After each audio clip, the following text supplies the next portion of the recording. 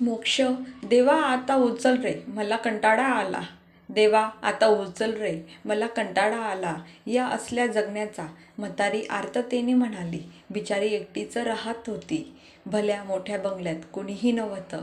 बरोबर फक्त एक बाई यायची धुणभांडी करायला. खरं तर धुणभांडी हा बहाणा होता. खरं तर ही म्हातारी जिवंत आहे का मेली आहे याची तपासणी करायला मुलीनं सांगितलं होतं. ती बाई नुकतीच येऊन गेली. बोलायला थांब म्हणली म्हातारी, पण मला लय काम आहेत म्हणून पळूनच गेली. फार फार पिकवायची ती म्हातारी. हातातला वॉकर टेकत टेकत बाहेर व्हरांड्यात येऊन बसली होती. आसपास जवळ घर नव्हतं. लांबवर आताशी बांधकाम चालू होती. बाकी शेतं होतं. हो, या म्हातारीच्या मालकीचं 30 एकर शेत होतं. तिच्या मालकाने आणि तिने लावलेल्या झाडाकडे एकटक पाहिलं आणि आठवणीने डोळ्यात पाणी आलं. जवळचं इमानदार कुत्रं बसलं होतं शेपटी हलवत. इतक्यात भोवती भिक्षामदेही हा नाद कानावर आला. कुत्र्याने सतर्कतेने झेप घेतली, पण फटका जवळ जाऊन नुसतंच उभारलं. भुकलं वगैरे काही नाही. वाजवीपेक्षा जास्तच उंच, तर्नाबाण आणि गौरवर्णीय संन्यासी आत आला आणि म्हणाला, माई भिक्षा दे. म्हातारी बोलली, कशी देऊ? मला ना उठता येतं ना बसता येतं. तू ये आणि हातानं घे. सामान बिमान चोरायचा विचारसुद्धा मनात आणू नकोस. मी जवळ बंदूक बाळगून आहे, समजलं का?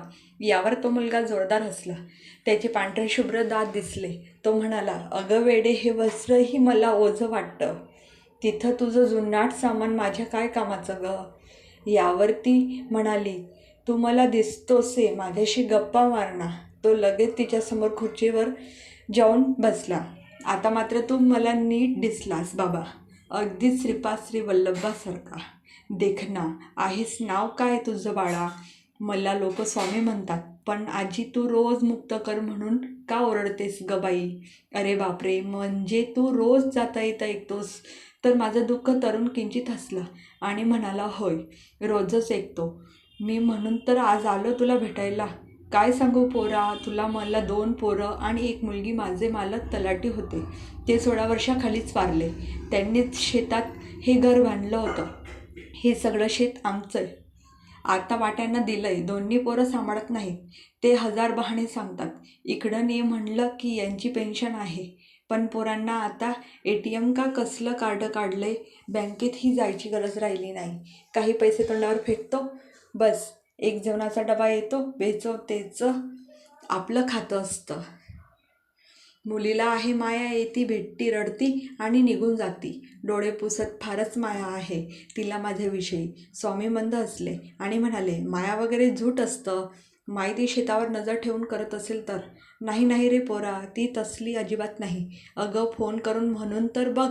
तिला म्हणावं तुझं सगळं चांगलं आहे, मी जायदाद पोरांच्या नावाने करते. आणि जोरदार हसू लागले. म्हातारी तापट होती, पण आज ती शांत बसली होती. मोक्ष पाहिजे तुला ना? मिळेल, जरूर मिळेल, अवश्य मिळेल ग. त्यासाठी तर मला इथे पाठवलं आहे भगवंतांनी. म्हातारी म्हणाली, देव माझं ऐकतो का? ऐकतो का? कान फिटून गेले परमेश्वराचे. स्वामी म्हणाले, आणि मुक्ती दे, मुक्ती दे. इतकं सोपं वाटतं का तुला ते मिळवणं? तो तरुण संन्यासी विलक्षण तेजस्वी दिसू लागला. अंगाला चंदन कस्तुरीचा सुगंध दळवळत होता. गोरापान, गळ्यात रुद्राक्ष माला शोभत होती. तो बोलू लागला. ज्ञानाचा अति प्रचंड झरा मुखातून वाहणार होता, हे पक्कच होतं. स्वामी म्हणाले, अगं मुक्ती दे, मुक्ती दे. असं म्हणून मुक्ती मिळत नसते, तर ती एक प्रक्रिया आहे. जसं पाऊस ये पाऊस ये असं नुसत्या बोलण्याने तो येत नसतो.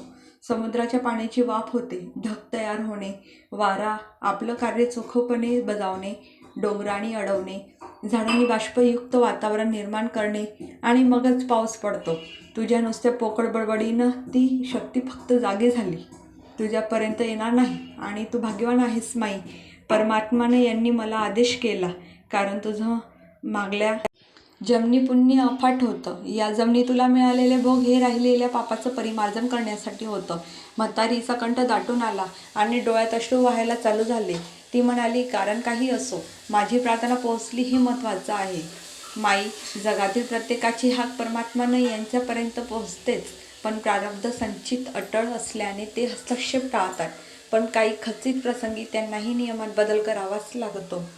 इतक्यात उघड्या गेटमधून अतिशय पांढरी शुभ्र गाय प्रवेश करून आत आली आणि तिथेच उभी राहिली. तरुण संन्यासी प्रसन्नपणे त्या गायीकडे पाहून स्मित केलं. मी कुठेही असू दे, ही मला शोधत येते.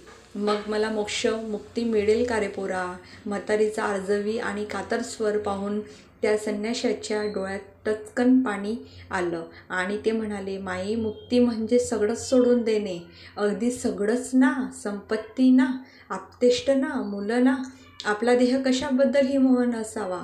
माई, तू आज या जमिनीच्या तुकड्यावर मोह लावून बसली आहेस. आज तुझ्या जीवनात काहीही राहिलं नाही. याचा तू आनंद मानायला हवास, कारण हेच खरं जीवन आहे. इतके दिवस फक्त नाटिका चालू होती असं समजता कुणाकडूनही अपेक्षा करू नको, अगदी स्वतःकडून देखीलही. तू जर या जीवनाचं जिवंतपणी सगळ्या बंधनातून सुटलीस तर तुला मेल्यावर कोण अडवणार आहे? श्रीपाद श्री वल्लभ.